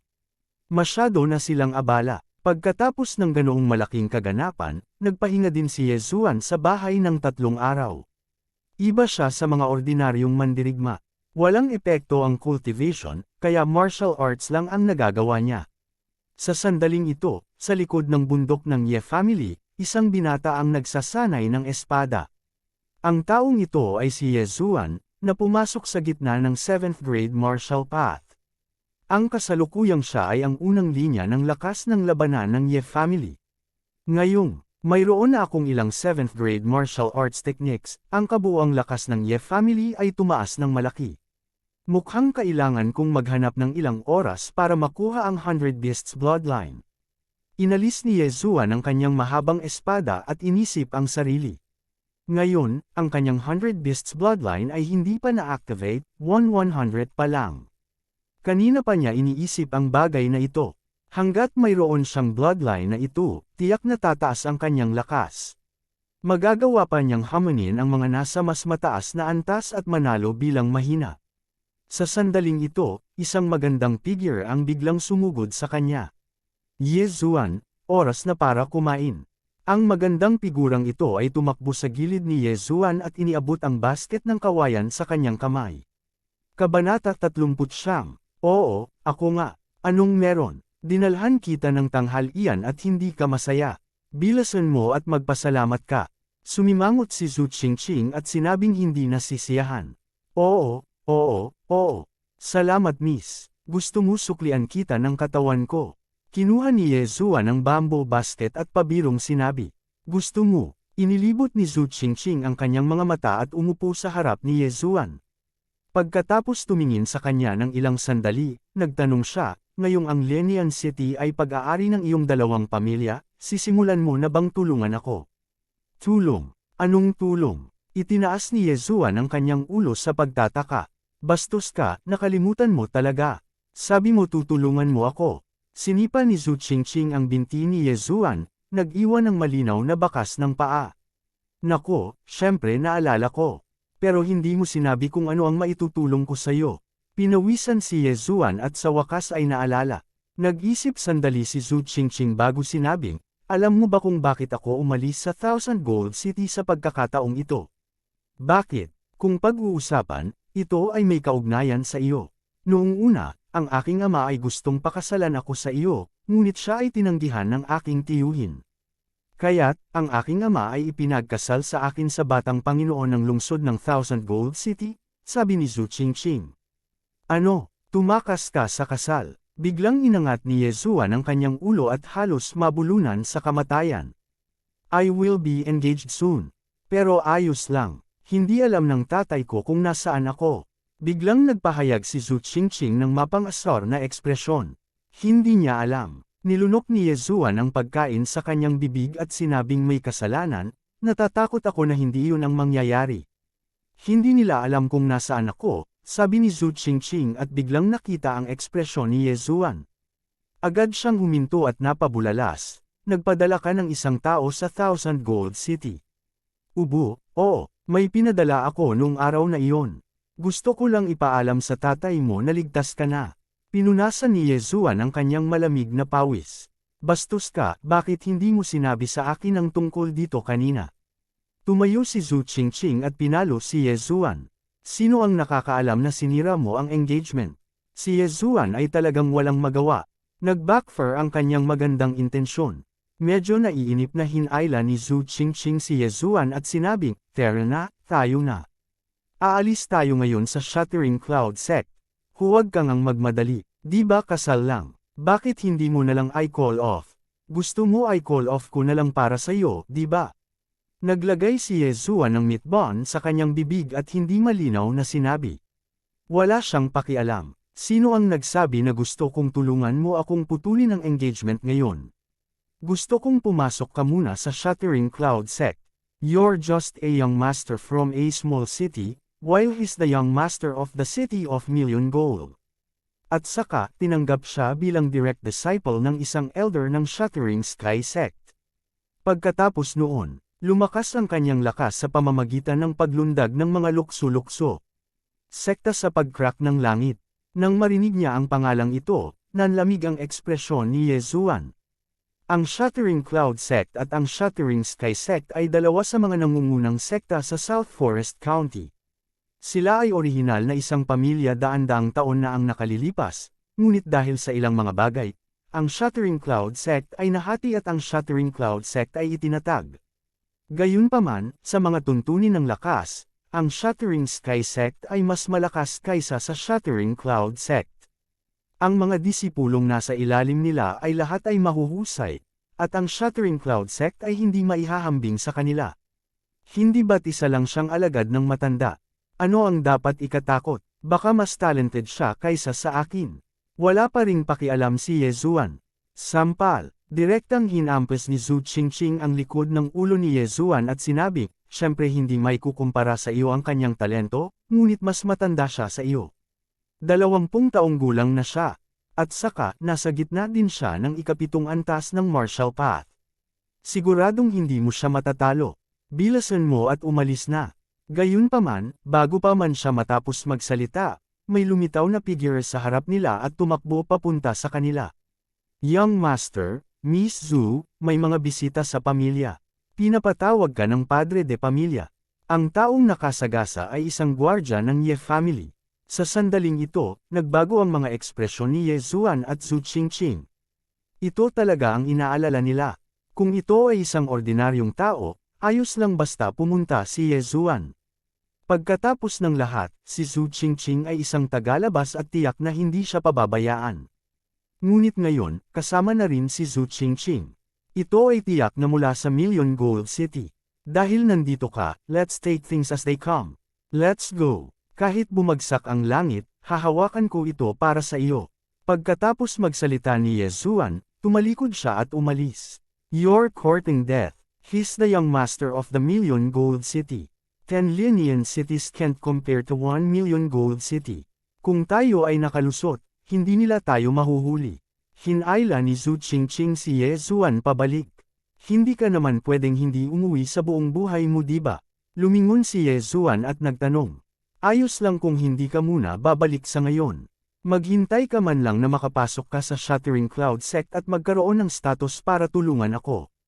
Kung pupunta ka ngayon, walang kwenta. Baka mahuli pa nila ako. Nag-aalalang sabi ni Zhu Qingqing. Nang marinig ito, nag-alinlangan din si Yezuan. Ang Million Gold City ay isang malaking lungsod. Kahit 10 lungsod ng Lianian ay hindi maihahambing sa 1,000,000 gintong lungsod. Ang lakas ng City Lord Mansion ng Million Gold City ay talagang hindi isang bagay na maihahambing ng Wu family. Kung magpapadala sila ng mga eksperto, malamang na hindi sila mapipigilan ni Lin Xiao. Sige, tumakas na tayo. Tumango si Ye Zuan. Sa anumang kaso, gusto rin niyang lumabas ng maaga at manghuli ng ilang ikapitong ranggo na demonyong hayop para i-activate ang kanyang 100 Beast Bloodline. Gusto mong umalis? Hindi ganoon kadali. Nang bumaba ang boses ni Ye Zuan, isang malakas na sigaw ang biglang umalingaw sa kalangitan. Lumingon si Ye Zuan at nakita si Ye Zhang at ang 4 na elder na nangunguna sa isang grupo ng mga estranghero na naglalakad. Tapos na. It's the Million Gold City's Commander Liu. Hindi ako makakaalis ngayon. Wuo, hindi naging madali para sa akin na makatakas. Zhu Qingqing, na nagtatago sa likod ni Ye Zuan, ay umungol na may umiiyak na mukha. Medyo walang magawa si Ye Zuan. Ang bagay na ito ay may kinalaman sa kanya, kaya hindi siya maaaring umatras. Ye Zuan, ito ang commander ng Million Gold City na si Liu, pakilala ni Ye Zhang. No need, nandito lang ako para ibalik siya. Sumulyap si Commander Liu kay Ye Zuan. Wala talaga siyang interes sa huli. Kung tutuusin, siya ay isang inapo lamang ng isang maliit na nayon. Pagkatapos niyang magsalita, bumagsak ang tingin niya kay Zhu Qingqing. Miss Zhu, lumabas ka at naging sanhi ng galit ng City Lord.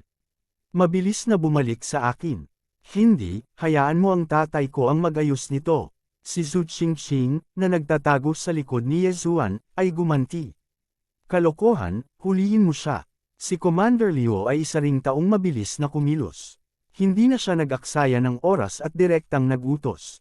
Kaagad, 2 gwardya mula sa lungsod ng 10,000 ginto ang lumapit. Pero, paglapit pa lang nila, sabay silang sinuntok at napaatras. Ye Zuan, anong ginagawa mo? Si Ye Zhang, na nakatayo sa gilid, ay nagulat. Bakit gumawa ng hakbang si Ye Zuan noong sinusubukan nilang kunin si Zhu Qingqing? Ayaw umalis ni Qingqing. Please bumalik ka. Tumayo si Ye Zuan sa parehong lugar at dahan daw ang sinabi. Impudent, who are you? How dare you interfere in my business? Nagalit si Commander Liu at sinenyasan ang 2 gwardya na magpatuloy. Bang! Kabanata 40. Good boy, mapangahas ka talaga. Hulihin mo siya. Nanlaki ang mga mata ni Commander Liu. Maya-maya ay nag-walk out din ang 4 na guard sa likod niya. May kabuuang 6 na gwardya at bawat isa sa kanila ay isang martial artist sa ika-6 na yugto ng martial path. Bukod dito, lahat sila ay nakaranas sa labanan. Sila ay higit pa sa sapat upang harapin ang isang martial artist sa ika-7 yugto ng martial path. Sandali lang. Nagmadali ding lumabas si Ye Zhang at sinabing, Commander Liu, may hindi pagkakaunawaan ba? Hindi pagkakaintindihan. Naglakas loob ka bang salakayin ang aking mga tao? Ang iyong Ye family ay medyo matapang. Kunin mo siya. Walang pakialam si Commander Liu kay Ye Zhang. Matapos marinig ang utos, ang 6 na gwardya ay sabay na sumugod kay Ye Zuan. Si Ye Zuan ay handa rin para sa isang laban. Sinabihan niya si Zhu Qingqing na umatras ng kaunti at pagkatapos ay pumunta siya sa harap. Kung hindi nagpakita ng lakas ang tigre, iisipin mong pusa akong may sakit. Malakas na sumigaw si Ye Zuan at tumaas ang kanyang aura. Ito ay 6 na martial artist sa ika-6 na yugto ng martial path. Maaari niyang talunin ang mga ito sa wala pang 10 segundo. Oo naman, wala pang 10 segundo, ang 6 na martial artist ay pinalipad lahat ni Ye Zuan. Kabilang sa kanila, mayroong kahit na 2 mid-stage 6th stage martial artists. Sa pagkakataong ito, sa wakas ay naantig si Commander Liu. Nagtataka niyang sabi, imposible, lalaki lang. Paanong hindi siya makakapareha sa kanilang 6? Ito, Commander Liu, si Ye Zuan ay nasa kalagitnaan ng ika-7 yugto ng martial path. Sabi ulit ni Ye Zhang.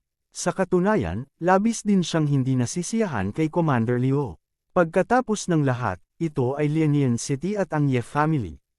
Paano gustong hulihin ni Commander Liu si Ye Zuan? Ano, sa kalagitnaan ng ika-7 yugto ng martial path? Imposible yun. Nagulat si Commander Liu. Narinig niya na ang Ye family ay isa lamang sa 4 na dakilang pamilya sa Lianian City. Gayunpaman, ang nasabing pamilya ay hindi maaaring maging pangalawang rate na pamilya sa Million Gold City, o kahit isang third-rate na pamilya. Kailangang malaman ng isa na ang mga first-rate na pamilya sa Million Gold City ay may mga martial artists sa ika-8 yugto ng martial path. Pinalaki ni Commander Liu si Ye Zuan at tinansya sa kanyang puso, malamang medyo matanda na ang batang ito. Mukha lang siyang bata. Hey, ang paggamit ng mga table tasks para tumaas ang kaharian ng isang tao ay maaari lamang makitungo sa mga mababang antas na mandirigma. Brat, naglakas loob kang sakta ng aking mga tao. How dare you? Dakopin kita at ibabalik kita sa 1000 Gold City para hatulan ng City Lord. Bago matapos ni Commander Liu ang kanyang pangungusap, sumugod siya, naghahanda na hulihin si Ye Zuan gamit ang kanyang sariling mga kamay. Hindi maganda. Nagbago ang ekspresyon ni Ye Zhang at ng 4 na Ye family elder, at naghanda silang kumilos. Ngunit sa sandaling ito, biglang kumuha ng tableta si Ye Zuan at nilunok ito. Sabay sigaw, ako mismo gagawa. Noong una niyang nakilala si Commander Liu, sinabi sa kanya ni Zhu Qingqing na si Commander Liu ay nasa tuktok ng ika-7 yugto ng martial path. Si Ye Zuan ay nasa kalagitnaan ng ika-7 yugto ng martial path. Kung uminom siya ng explosive spirit pill, siya ay nasa tuktok ng ika-7 yugto ng martial path.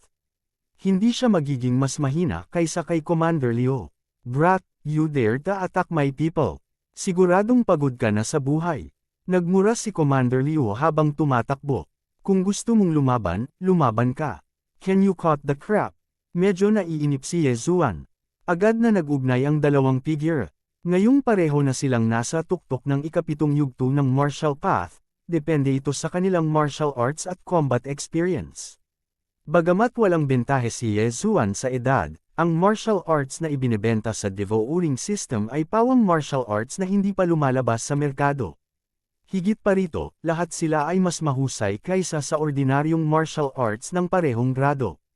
Ngayong si Ye Zuan ay may ilang grade 7 martial arts, direktang hinarap niya si Commander Liu.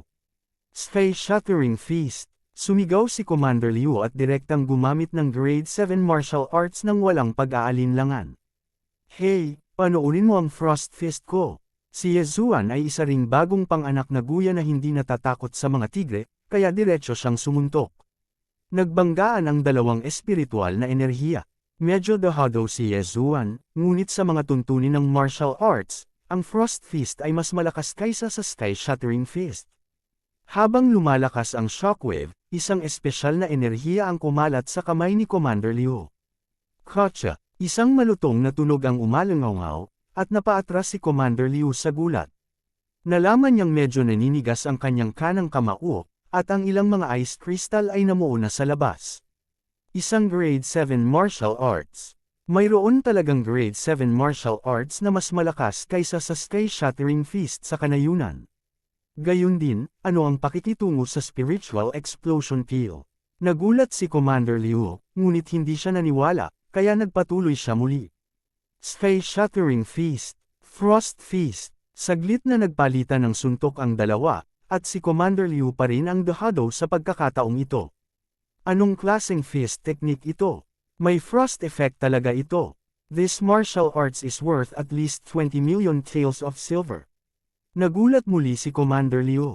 Kahit na ang kanyang Sky-shattering fist ay itinuro ng City Lord, nagkakahalaga pa rin ito ng higit sa 10 milyong tael ng pilak sa City of Gold. Gayunpaman, ang pamamaraan ng kamao ni Ye Zuan ay talagang mas nakakapangilabot kaysa sa Sky-shattering fist, at nagkaroon pa ito ng epekto. Ang presyo ay tiyak na hindi bababa sa 20 milyong tael ng pilak. Hey, paano kung magaling ang martial arts mo? Tingnan mo kung hindi kita papatayin. Naningkit ang mga mata ni Commander Liu, at muli siyang sumuntok.